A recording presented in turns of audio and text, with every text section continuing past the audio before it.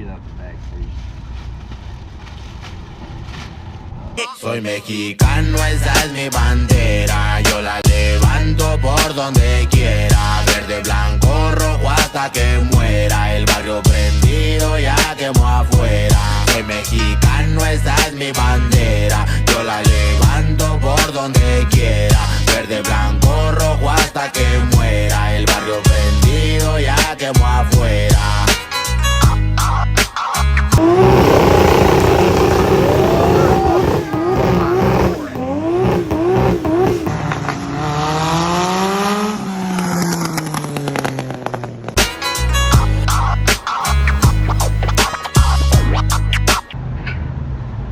Today we're going to be replacing a window regulator in this E39.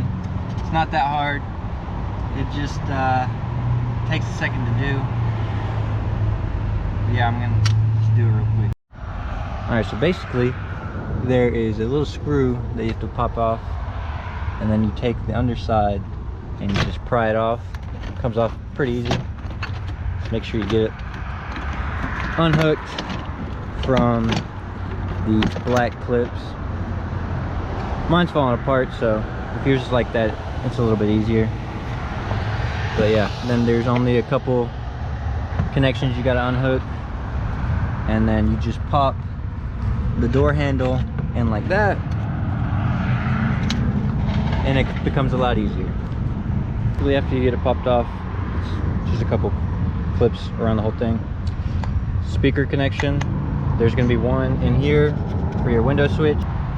You just push it out of here, disconnect it. Like I said, feed the door handle in there. It'll come out easy. And then you take off the vapor barrier, which I've already done. It's right there.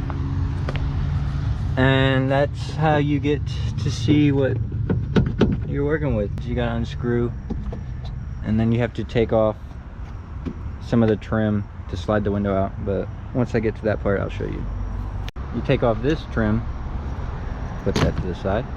You take off this. It's going to have 3 screws, 1, 2, 3. Undo those. Then you take this weather stripping, pop it out to about like right there. Then you take this window after you've taken off the bolt that holds it on, which is right here. All right, once you get to that point, you got to take this, slide it all the way up. That'll allow your window to come free. In order to get the window out, you just push it all the way up, and it'll come out because we got rid of the weather stripping and that little channel that was right here that we slid up. So once you do that, it should just come straight out. And then as far as getting this off, that's the only bolt left. So once you pop that off, everything's the reverse order, so it's not gonna be that bad. All right, my GoPro died, but we're taking over with the iPhone. If you have the style with the motor that sits right there, you just have to take off these Torx and pop that out. Mine doesn't come with a motor attached to that. It just has one down there. It's the simpler version. It's the better one, I think, because this one, it always breaks where it's supposed to turn. So this is the better one. So if you pick one up and you're looking at yours and you're thinking it might not fit, these actually do work because I replaced it in the other one in my last video. So yeah, all you gotta do, pop out these few Torx.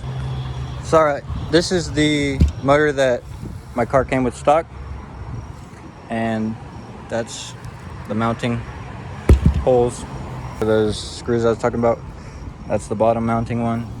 It's the top one. And if you look at this one, the new one, it's the exact same. It's got a top mount and then a bottom one. It should just slide right in. It's not that big of a deal. So as far as taking everything off, that comes off sometimes. So door panel, inside trim,